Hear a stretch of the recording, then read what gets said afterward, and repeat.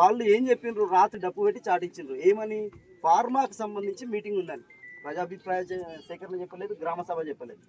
ఫార్మాకు సంబంధించి మీటింగ్ అంటే pharma company వాళ్ళు పెట్టుకుంటారు, రైతులకేం సంబంధం?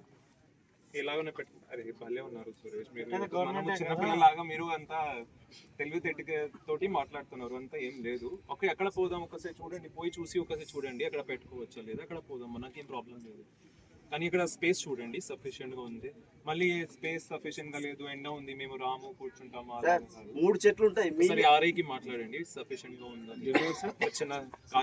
సో దీనిలో ఏమైతే మీరు రైట్ ఫ్రమ్ 12 గంటల 20 నిమిషాల నుంచి ఎవరైతే సురేష్ అనే వ్యక్తి వచ్చి ఇంటెన్షనల్గా కలెక్టర్ గారు ప్రజాభిప్రాయ సేకరణకి ఎవరు రాకపోతే, ఎందుకంటే ఇది సిరీస్ ఆఫ్ ప్రాసెస్ ఉంటాయి దీంట్లో.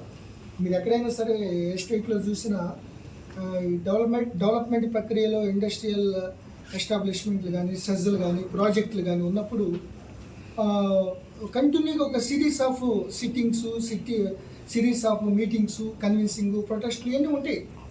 కానీ దీంట్లో కేవలం ప్రజాభిప్రాయ సేకరణ కోసం దట్టు ఒక చోట ఉన్న దగ్గర నుంచి మా ఊర్లోకి రండి, అక్కడ ఉన్నారు ఫార్మర్స్, మిమ్మల్ని రిక్వెస్ట్ చేస్తున్నారు రండి అని ఇన్వైట్ చేసి ఇంత దారుణంగా అటాక్ చేయడం అనేది అది కేవలం ఫార్మర్స్గా చేసినట్లుగా మేము భావించట్లేదు.